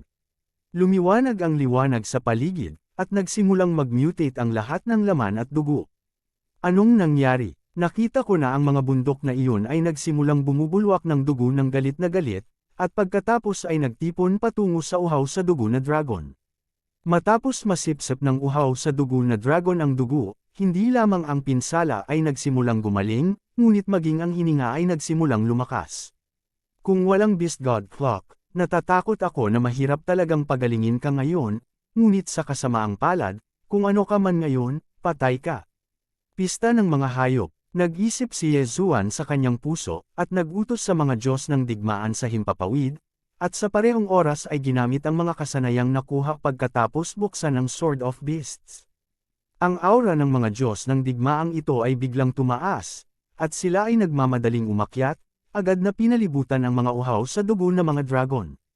Kasabay nito, ang Sword God Clone ay naglaslas din ng isang espada. Divine Sword Art. Isang divine sword na sumisira sa langit ay biglang lumitaw, at ang nakakatakot na aura ay kumalat, na naging sanhi ng matinding panginginig ng Demon King of God Blood. Gusto niyang iwasan ang espadang ito, ngunit ang kanyang katawan ay napapalibutan ng maraming mga Diyos ng digmaan, at kabilang sa mga ito ay isang platinum level supergiant na mahigpit na humawak sa kanyang dragon tail. Hindi talaga siya makakatakas. Kanya, sa isang malutong na tunog, ang katawan ng uhaw sa dugo na si Tianlong ay pinutol sa 2 piraso ng Heaven-breaking Divine Sword. Noong una, inakala ng demonyong hari ng dugo Diyos na siya ay malubhang nasugatan, at may posibilidad pa ring mabuhay. Gayunpaman, ang hakbang na tumama sa kanya ay ang Divine Sword Art. Divine Sword na, nakakasira ng langit, ngunit isang instant kill na Divine Sword, ang sinumang tamaan ay mamamatay kaagad. Bago sa ika-6 at ika-7 langit, ginamit din ni Yezuan ang Divine Sword Art, ang Heaven-breaking Divine Sword sa oras na iyon ay maaaring basagin ang kalangitan. Gayunpaman, ngayong ginagamit na niya ito sa 8th Heaven, hindi na niya kayang basagin ang langit. Path. Bumuka ang bibig ng uhaw sa dugo na dragon, at bumulwak ang isang bibig ng dugo, at agad na nahulog mula sa hangin sa 2 bahagi. Ding, kinukumpleto ng host ang random na gawain at nagbibigay ng 10,000 pseudo crystals. Sa pagbagsak ng God Blood Demon King, ang random na gawain ni Yezuan na matagal nang naantala ay natapos sa wakas. Gayunpaman, dahil ang bilis ng pagkumpleto ay masyadong mabagal, ipinaalam ng system ang gantimpala ng 10,000 pseudo divine crystals. Ang 10,000 pseudo-god crystal na ito ay isang patak lang sa balde para sa kasalukuyang ranggo ng 6 na pseudo-god ni Yezuan. Gayunpaman, huwag kalimutan, may isang demigod level na bangkay sa unahan. Sa ngayon, inipon niya lang mula sa himpapawid ang 2 bangkay ng dragon na uhaw sa dugo. Ang dugong dumadaloy sa demigod na bangkay ay dugo ng demigod, na isang dugo na mas mataas kaysa sa dugo ng pseudo-god. Ginamit ni Yezuan ang God-level phagocytosis system para gawing pseudo-god crystal. Ding, nakalusot ang host, at kasalukuyang rank 9 pseudo-god. Sa isang iglap, tumawid si Yezuan sa ika-3 antas ng sunod-sunod. Tumagos mula sa ika-6 na baitang pseudo-Diyos hanggang sa ika-9 na baitang pseudo-Diyos. Ito ay hindi mabilang na beses na mas mahalaga kaysa sa reward ng system. Isang hakbang na lang ang layo ng 9th rank pseudo-god, at maaari kang tumuntong sa demigod. Nagliwanag ang mga mata ni Yezuan. Isang demigod, na kalahating paa sa kaharian ng mga Diyos. Ang kanyang Sword God Bloodline at War God Bloodline ay nasa level lang ng isang demigod. Hanggat siya ay tumuntong sa kaharian ng mga Diyos, kung gayon ang dugo ng Diyos ng espada at ang dugo ng Diyos ng digmaan ay maaaring maging dugo ng walang kapantay na Diyos ng espada at dugo ng pinakamataas na Diyos ng digmaan ayon sa pagkakabanggit. Ewan ko ba, gaano kaya kalakas ang 2 bloodline na ito? Huho, nakahinga ng maluwag si Yezuan, sa pagkakataong ito ang random na misyon ang pinakamasamang nagawa niya. Gayunpaman, sa wakas ay nalutas ang usapin, at sa pamamagitan ng pangyayaring ito, binuksan niya ang Sword of Beasts at pumasok sa ranggo na 9 na huwad na Diyos. Isang hakbang na lang, isa na itong demigod. Luo-luo, hintayin mo ako, malapit na ako sa Jiushangtian. Napaisip si Yezuan sa kanyang sarili. Hinanap na niya ang kaluluwa ng uhaw sa dugo na dragon, at kasabay nito ay nalaman niya ang tungkol sa ikawalong langit, at mayroon ding paunang pag-unawa sa siyam na langit. Naranasan na ni Yesuan ang lahat mula sa unang layer hanggang sa ikawalong layer. Ngunit ang dinaanan niya ay ang dulo lamang ng iceberg ng ikawalong layer. Gayunpaman, kahit na ang unang langit ay idagdag sa ikawalong langit, ito ay mas mababa kaysa sa ikasyam na langit. Kung ikukumpara sa 9 heavens, ang first heaven to the 8th heaven ay pediatrics lamang. Kung ang mundong ito ay ihahambing sa isang planeta, kung gayon ang unang langit ay ang sentro ng mundo, at ang ikasyam na langit ay ang ibabaw. Ang ibabaw ng lupa ay natural na pinakamalawak. Kasabay nito, alam din ni Yesuan na ang ikasyam na langit na ito ay may pangalan. Ang ikasyam na langit, nakilala ng mundo bilang kaharian ng mga Diyos. Sa makatuwid, ang divine sword art ni Yesuan ay hindi na mabubuksan ang kalangitan, kung hindi, diretsyo na sana siya sa Jiushangtian. Ang ikasyam na langit, ang kaharian ng mga Diyos, ako, si Yesuan, ay tiyak na darating. Lihim na sumumpa si Yesuan sa kanyang puso, dahil si Luoluo ay inalis ng liwanag na iyon mula sa ikasyam na langit, at wala pang balita hanggang ngayon. Ang kasalukuyang pangunahing layunin ni Yesuan ay ang patuloy na maging mas malakas, at pagkatapos ay talunin ang taong kinidnap. Sa kasalukuyan, kulang na lang siya sa kaharian ng mga demigod. Sa paghusga sa kanyang karanasan sa panahong ito, ang araw kung kailan siya umakyat sa kaharian ng mga Diyos ay hindi malayo. Ang pinakakagyat na gawain ay ang itaas ang kaharian sa isang demigod muna. Gayunpaman, hindi nagtagal pagkatapos bumagsak ang dugong apoy ng higanteng pamilya at ang Diyos dugong demonyong hari. Boom! Biglang, isang malakas na ingay ang nahulog sa tainga ni Yesuan. Nilinggan niya ang kanyang ulo at nakitang may gintong sinag ng liwanag sa silangan. Ito ay, nagtaas ng kilay si Yesuan, bahagyang nagulat. Bigla niyang naalala na noong siya ay nasa ikapitong langit, sa oras na iyon, ang ikasyam na langit ay naghulog ng gintong liwanag upang kunin si Luoluo. Ngayon, may isa pa. Hindi, higit sa isa. Sa dalawa pang direksyon, may gintong liwanag pa nga, ngunit napakalayo nito sa kanya. Kabanata 2088 Pagsira sa kapigatian na bato ng Diyos. Ang Jiushangtian ay ang kaharian ng mga Diyos, anong nangyari? Dahil sa curiosity, si Yesuan ay agad na tumangay sa pinakamalapit na gintong sinag ng liwanag. Sa pagkakataong ito, maaaring makapunta siya sa Jiushangtian ng maaga sa schedule. Ang unang gininto ang liwanag ay hindi masyadong malayo kay Yesuan, at tumagal ito ng napakatagal. Nang malapit nang dumating si Yesuan, hindi pa tapos ang gintong liwanag. Gayunpaman, nang malapit na siyang dumating, tumigil ka, isang malakas na sigaw ang bumagsak sa kanyang tainga. Huminto si Yesuan, tumingin sa lalaking nasa harapan niya, at nagsabi, "Kamahalan, may mali ba? Magtanong ka, nakakita ka na ba ng ganitong uri ng bato?" Naglabas ng portrait ang lalaki. Sa portrait ay isang kakaibang bato na may kakaibang mga simbolo. Hindi, umiling si Yesuan. Oo, kinaikit ng lalaki ang kanyang mga mata, at sa sumunod na sandali, diretsyong putok. Ang pangalawang ranggo na demigod ay nang ahas na salakayin si Yesuan. Nililigawan niya talaga si kamatayan. Sa isang iglap, pinatay siya ng ilang Yesuan. Matapos matanggap ni Yesuan ang kanyang Qiankun ring at ang bangkay sa paglunok, narinig niya ang isang prompt ng system. Ding, ang host ay gumawa ng isang pambihirang tagumpay, at kasalukuyang isang first-rank demigod. Ang mga pseudo-god ay nagtataglay na ng mga pseudo-god, na nagpapadalisay sa pseudo-divine na kapangyarihan, habang ang mga demigod ay kailangang palamigan ang kanilang demigod na mga ugat. Kasabay nito, ang mga pseudo-god ay unti-unting magbabago sa mga semi-divine na kapangyarihan, at ang mga pseudo-god ay lalago din sa mga semi-god. Mga demigod, demigod, demigod, dito makapangyarihan ang mga demigod. Gayunpaman, ang ikinakuryos ni Yesuan ay kung ano ang batong hinahanap ng lalaki. Sa ngayon, hinahanap niya ang kaluluwa ng bangkay. Sirang bato ng Diyos. Nagtaas ng kilay si Yesuan.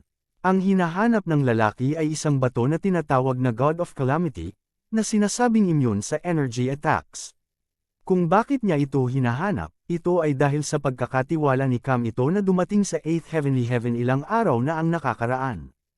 Oo, ito ay isang Diyos. Ang gintong liwanag na iyon ay tinawag na himala, at sa himalang ito, bumaba ang isang Diyos mula sa Nine Heavens God Realm. Siya ang naghahanap ng rubbery stone na ito. Ang rubbery stone ba na immune sa energy attacks? May imaginary God armor, hindi ba immune to energy attacks? Nagtaas ng kilay si Yesuan at biglang may naisip. Agad naman siyang nagwalas patungo sa lugar kung saan dumating ang gintong liwanag. Doon, ito ay tinatawag na Bafang Shanshan. Sinasabing ang sekta ng Bafang na ito ay minsang negil-inang ng isang Diyos-tao na umakyat sa kaharian ng mga Diyos. Noong panahong iyon, ang sekta ng Bafang ay itinuturing na pinakamataas na kapangyarihan ng Eightfold Heaven, at pinaburan ng mga pangunahing puwersa. Gayunpaman, pagkatapos na umakyat ang Diyosa na ito sa kaharian ng mga Diyos, walang balita, at pinaghihinalaang siya ay bumagsak. Sa makatuwid, ang Bafang sect ay biglang nahulog sa lambak at ganap na walang magawa. Ang kasalukuyang Bafang sect ay mayroon lamang isang ikapitong ranggo na demigod. Gayunpaman, sa pagdating ng mga Diyos at tao ng mga Diyos, ang Bafang school ay muling nakakuha ng atensyon. Nagkataon, itong Diyos-tao na bumaba sa 8th heaven ay ang umakyat sa God realm bago ang 8th Fang sect. Sa oras na ito, isang bagay ang pinaplano ni Yesuan sa kanyang isipan, na gamitin ng Void Spirit Armor upang ipagpalit sa ilang cultivation resources. Sok-sok, hindi nagtagal, dumating si Yesuan sa Bafang sect. Ang Diyosa na ito na pumunta sa 8th heaven ay sinasabing sa ngalan ng isang sagradong bundok upang mahanap ang bato ng pagnanakaw, kaya pagkatapos niyang sabihin sa Eightfold sect, umalis siya at pumunta sa iba pang lakas. Tulad ng para sa iba pang mga ginintoang ilaw, lahat sila ay nagmula sa mga Diyos. Ang mga Diyos, na bihira sa hindi mabilang na mga taon, ay talagang sunod-sunod na dumating, na nagpapuri sa mga tao ng ikawalong langit. Sa loob ng ilang panahon, ito ang naging pinakasikat na paksa sa lugar na ito. Kamahalan, may problema ba? Pagkarating ni Yesuan sa Bafangzong Mountain Gate, hinarang ng isang disipulo ng Bafangzong si Yesuan. Ako, may balitang nabasag ang bato ng nakawan. Direktang sabi ni Yesuan. Ano? Nagulat ang disipulo, tumingin kay Yesuan, at nalaman na isa lamang itong demigod sa unang ranggo. Sigurado ka ba? Hindi napigil ang magtanong ng alagad. Oo naman. Tumango si Yesuan. Sige, sumama ka sa akin. Tumango ang disipulo ng Bafang sect, at agad na dinala si Yesuan sa Bafang sect at ibinigay ito sa isang elder ng Bafang sect. Ang elder ng Bafang sect na ito ay isang pang-anim na ranggo na demigod, at isa na sa mga nangungunang eksperto sa Bafang sect. Boy, may balita ka ba sa pagbasag ng bato ng Diyos? Tanong ng matanda sa Bafangzong. Meron. Pagkatapos magsalita ng Sword God Clone, diretsyo niyang tinawag ang Void Spirit Divine Armor at sinabing, nakuha ko ang set ng Battle Armor na ito sa isang pakikipagsapalaran, at ito ay may epekto ng pagsira sa Divine Stone. Duda ako na ito ay mapeke. Noong panahong iyon, maaaring hinaluan ito ng Rubbery God na bato. Battle Armor, saglit na natigilan ang matanda, at agad na itinaas ang kanyang kamay para maglunsad ng pag-atake. Ang pag-ataking ito ay isa lamang unang ranggo na demigod, ngunit nang mapunta ito sa Void Spirit Armor, ito ay agad na nagkalat. Ang matanda ay nagdududa, at inatake gamit ang pangalawang ranggo na demigod level na sword energy, ngunit nakakalat pa rin siya ng ethereal armor. Kaagad pagkatapos nito, may mga 3rd-ranked demigod at 4th-ranked demigods. Ito ay hindi kapanipaniwala, kahit na ito ay isang mababang antas na semi-artifact, ito ay dapat na may mga bitik pagkatapos ng pag-atake tulad ko. Nagulat ang matanda. Pagkatapos, sinubukan niya ang isang 5th-ranked demigod attack, at pagkatapos ay ang kanyang 6th-ranked demigod attack. Gayunpaman, ang kanyang buong pag-atake ay hindi makapag-iwan ng anumang bakas sa Void Spirit Armor. Ang Rubbery God Stone, ito talaga ang Rubbery God Stone. Siyempre, hindi ito malamang na gamitin ang buong bato ng pagnanakaw. Ngunit hanggat ang ilang pulbos ay pinaghalo sa panahon ng pag-forging, ito ay sapat na upang makamit ang gayong epekto. Binata, saan mo nakuha ang baluti na ito? Tanong ng matanda. It's from a ruin, but it doesn't matter. I can sell this set of armor to you. Ngumiti si Yesuan. Ibenta. Natigilan sandali ang matanda at sinabing, posible bang hindi ka makilala ng baluti na ito bilang Panginoon? Ang mga kayamanan ng antas na ito ay karaniwang kinikilala bilang mga master. Kapag nakilala ang amo at namatay ang amo, mawawala rin ang kayamanan. Paano ibenta ito? Maliban kung ang baluti na ito ay hindi nakikilala ang master. Elder, itong armor ko ay para lang ipalit sa ilang training resources. Ano ang opinyon ng elder? Nakangiting sabi ni Yezuan. Okay, ang galing. Tuwang-tuwa ang Bafangzong elder na ito na muntik na siyang umiyak, dahil ito ang kailangan ng malaking tao sa God Realm, at ngayong nakuha na niya ito, siguradong makakakuha siya ng malaking gantimpala. Lahat ng mga bagay na ito ay ginagamit sa pagbili ng iyong baluti, paano ito? Ang matanda ay napaka mapagbigay na naglabas ng maraming bagay. Matapos itong makita ni Yezuan, napakasaya rin niya, at nagmamadaling inilagay ang lahat sa lugar ng paglunok. Hindi natakot ang elder na umalis si Yezuan dala ang mga bagay, pagkatapos ng lahat, ang huli ay isa lamang first-rank demigod, at ito ay nagnanais na alisin ang mga bagay sa ilalim ng kanyang ilong. Hindi gaanong nagsalita si Yezuan, hinubad lang ang Void Spirit Armor at ibinigay ito sa elder. Very good. You can stay in my Bafang sect now, baka makilala ka ng sect master. Pagkatapos magsalita ng elder, kinuha niya itong Void Spirit Divine Armor at nagmamadaling lumabas. At si Yezuan, sa ilalim din ng pagsasaayos ng disipulo, ay nanatili sa Bafang sect. Kabanata 2089 na Diyos. Ang mga bagay na ito ay sapat na upang lumikha ng isang pang-apat na ranggo na demigod. Nagliwanag ang mga mata ni Yezuan at direktang nilamon ang magagandang bagay na iyon. Ding, nakalusot ang host, at kasalukuyang second-rank demigod. Ding, ang host ay gumawa ng isang pambihirang tagumpay, at kasalukuyang isang third-rank demigod. Ang kanyang kaharian ay tuloy-tuloy, naabot ang ikatlong ranggo na demigod. Ngayon, sa kanyang lakas, hindi niya kailangang matakot sa Bafang sect.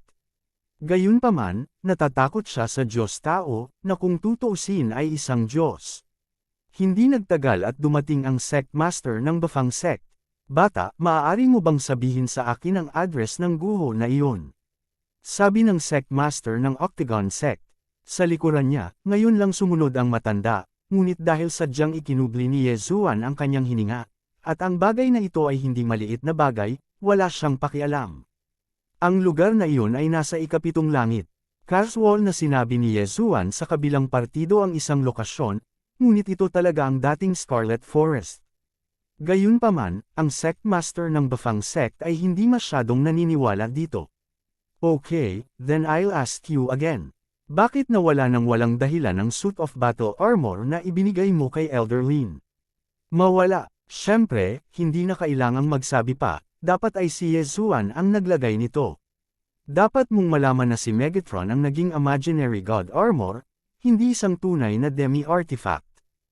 Hindi ko alam. Direktang umiling si Yezuan.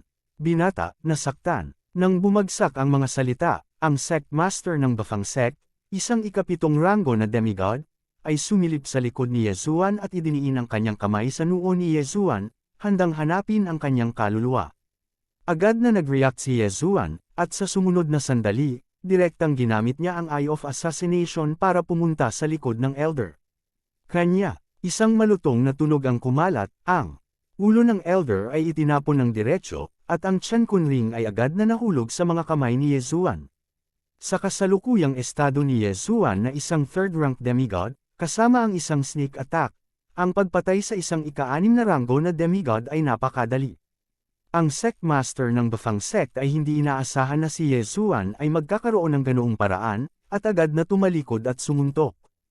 Ang suntok na ito ay sapat na upang patayin ang isang ranggo na 6 na demigod, ngunit ang kamao ay nahulog sa haka-haka na sandata ng Diyos at madaling naharang.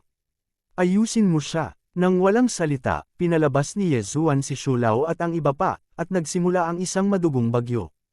Ang Bafang sect master na ito ang pinakamalakas sa sekta ng Bafang, at ang kanyang kaharian ay umabot sa ikapitong ranggo na demigod. Gayunpaman, ang lakas na ito ay wala kay Yezuan. Sa ilalim ng pagkubkob ni Shulao, He Jiao, Black Gold Swordsman, Undead Swordsman, at 5-element swordsman, napatay ang sect master ng Bafang sect. Nahulog din ang Chen Kunring sa mga kamay ni Ye Zuan. Ding, ang host ay gumawa ng isang pambihirang tagumpay, at sa kasalukuyan ay isang pang-apat na ranggo na demigod. Muling bumagsak ang kaharian ni Ye Zuan. Kaagad pagkatapos, gumamit siya ng tunay at peking maskara para itago ang sarili bilang sect master ng Bafang sect. 100% camouflage. Hanggat hindi siya kumikilos, kahit isang 9th rank demigod, o kahit isang tunay na Diyos, ay maaaring hindi ito makilala.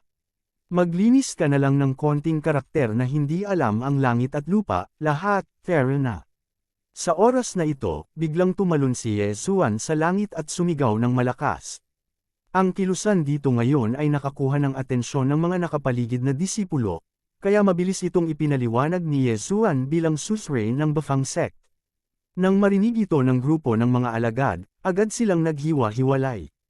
Pagkatapos, kumuha siya ng isa pang token ng komunikasyon, at pagkatapos mag-isip ng ilang sandali, sinabi niya, "Old Ancestor, nakakita ako ng isang set ng battle armor na hinaluan ng robbery stone." Nag-disguise si Ye Zuan bilang boses ng sect master ng Bafang sect. Sa susunod na sandali, may boses ng isang medyo may edad na lalaki.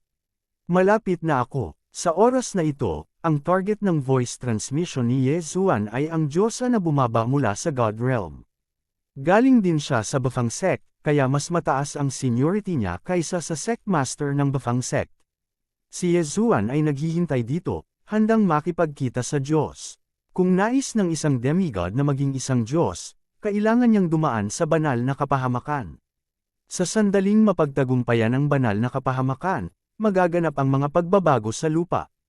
Ang mga demigod, at mga demigod ay lahat ay magiging mga demigod, mga Diyos, at mga Diyos. Ang isang Diyosa, sa ikawalong langit na ito, ay hindi makakatagpo ng anumang panganib, maliban kung ito ay isang kalaban ng parehong antas.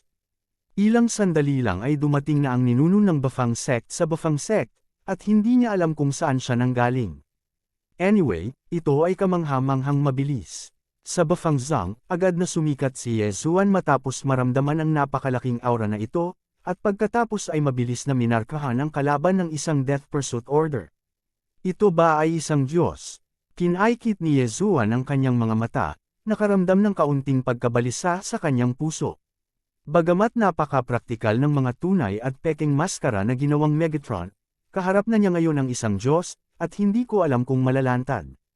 "Ancestor, nandito ka." Mabilis siyang binati ni Ye Zuan nang nakangiti. Ang Diyos taong ito ay mukhang nasa katanghaliang gulang na lalaki, na tila walang pinagkaiba sa isang ordinaryong demigod. Gayunpaman, nakasuot siya ng puting baluti na may dalawang salita na kalimbag si Baiyan sa kanyang dibdib. Alam ni Ye Zuan na ito ay isang puwersa ni Jiu Shangtian na tinatawag na Baiyan Shenshan, at ang Diyosa na ito ay sumali sa Baiyan Shenshan.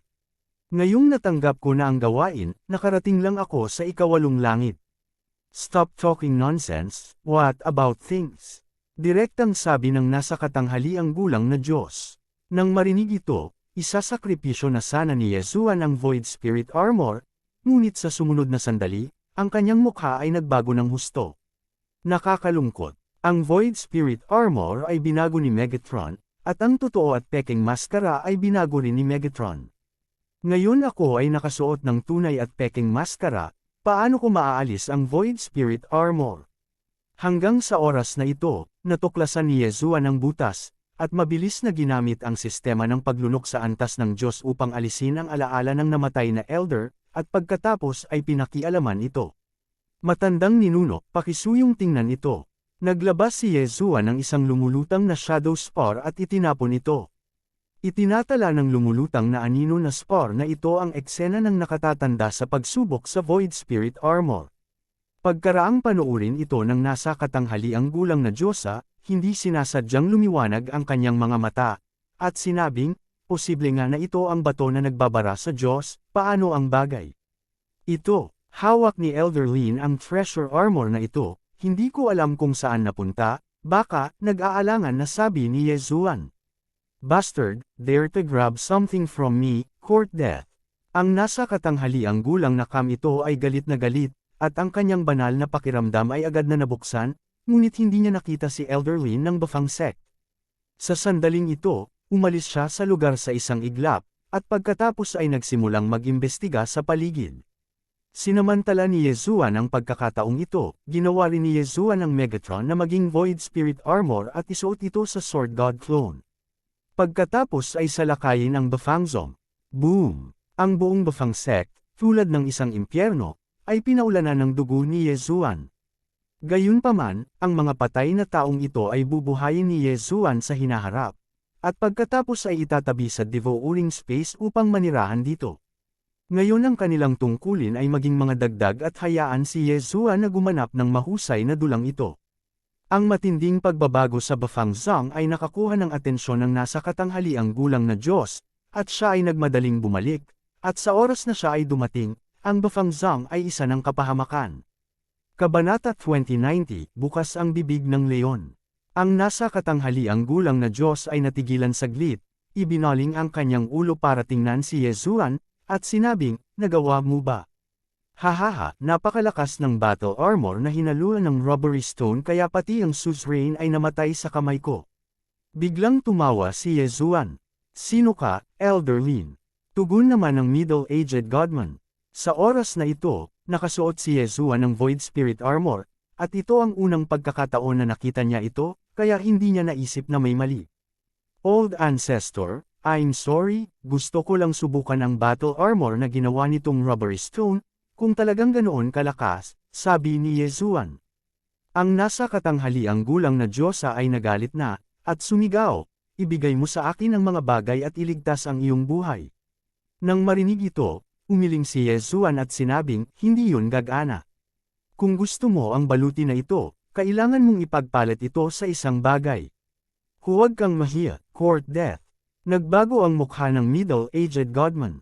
Ang mabuting tao, isang kalahating Diyos lamang, ang maglakas loob na magsalita sa kanya ng ganito ay talagang nanliligaw sa kamatayan. Gayunpaman, sa oras na ito, hindi niya pinansin ang isang punto. Si Elder Lin ay isang pang-anim na ranggo na demigod, at ang taong nasa harap niya ay isang pang-apat na ranggo na demigod. Sa isang iglap, binaril ng nasa katanghaliang gulang na Diyosa ang sarili, handang sakupin ang set ng haka-haka na armor ng Diyos. Siyempre, ang lakas na ginawa niya ay isang rank 7 demigod lang. Gayunpaman, ang ikinagulat niya ay ang kanyang pag-atake ay nahulog sa Void Spirit Armor at agad na nagkalat. Pag-atake, hindi epektibo. Talagang tama, ito ang bato na lumalabag sa Diyos. Hanggat mayroon ito, ligtas na makakaligtas ang Mountain Master sa pagnanakaw ng paglabag sa Diyos. Naisip ng nasa katanghaliang gulang na Diyos. Ang may-ari ng bundok ay ang may-ari ng White Flame Divine Mountain. Siya ay nasa isang napakadelikadong estado. Sa paglipas ng panahon, ang oras ng kalamidad ay patuloy na lumalapit, kaya kailangan niyang umasa sa banal na batong ito na lumalabag sa kalamidad.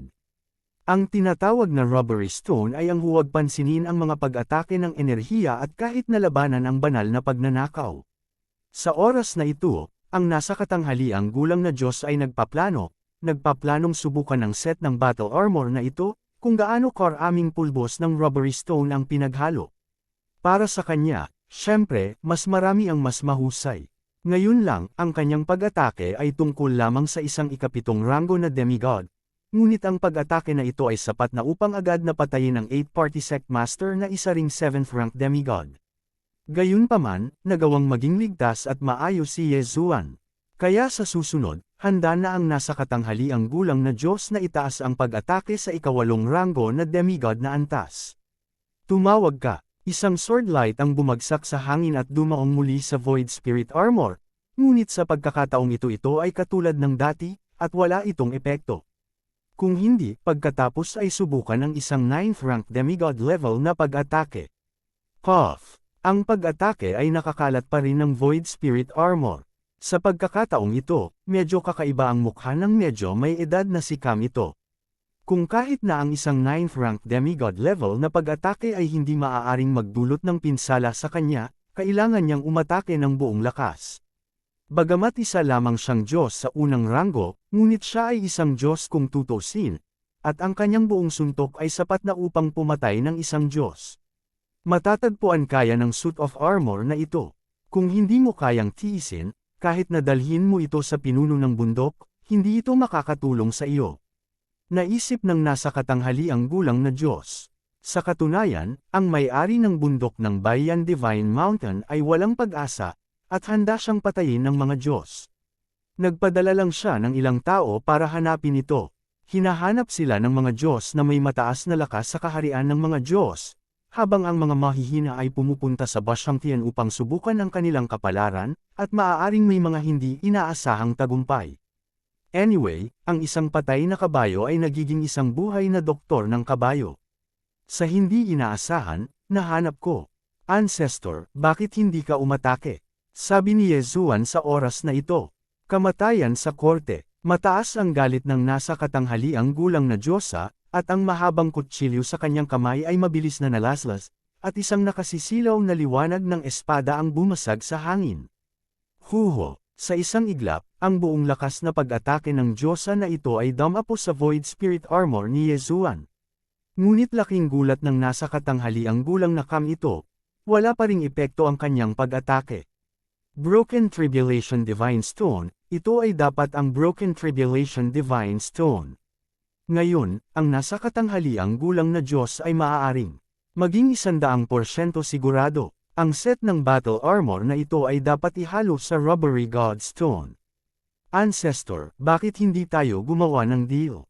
Sabi ni Yezuan. Anong deal? Nagulat ang Diyos na nasa katanghaliang gulang. Ibebenta kita nitong set ng armor. Sinabi ni Yezuan, bukod dito, kailangan mong ipangako na pagkatapos mong makuha ang set ng armor na ito, hindi mo ako papatayin. Nag-ensayo na ako hanggang ngayon, at ang tapang mo ang pinakadakilang nakita ko.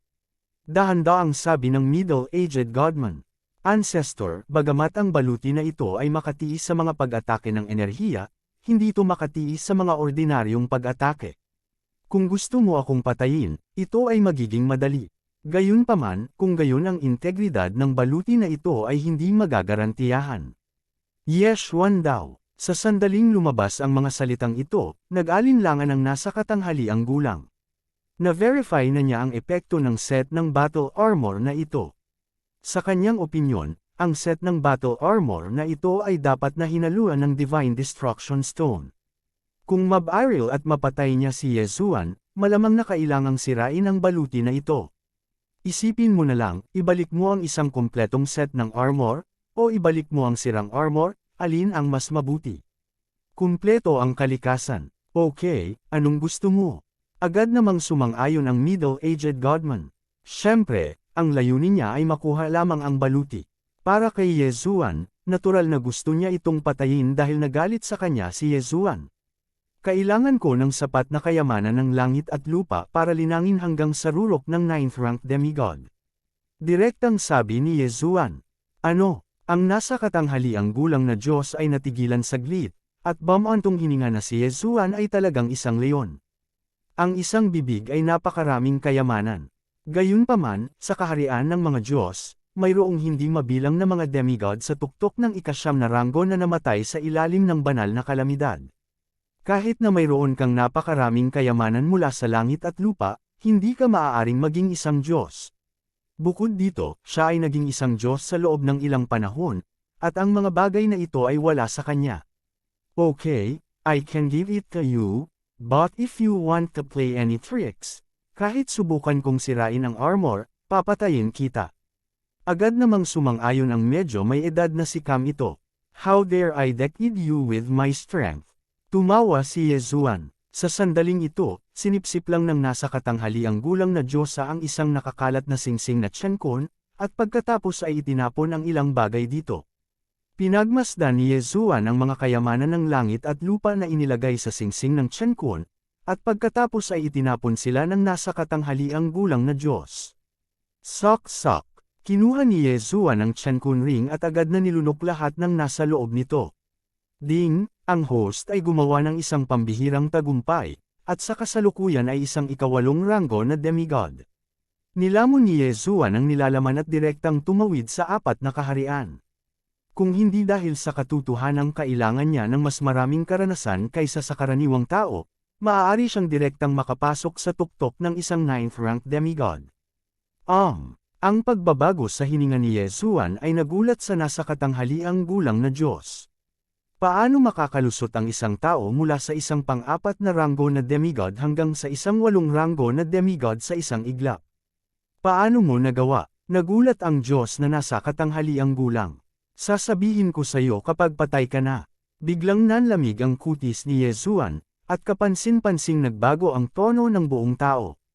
Isa siyang ika-8 ranggo na demigod, at hindi na siya natatakot sa totoong Diyos na ito sa harap niya.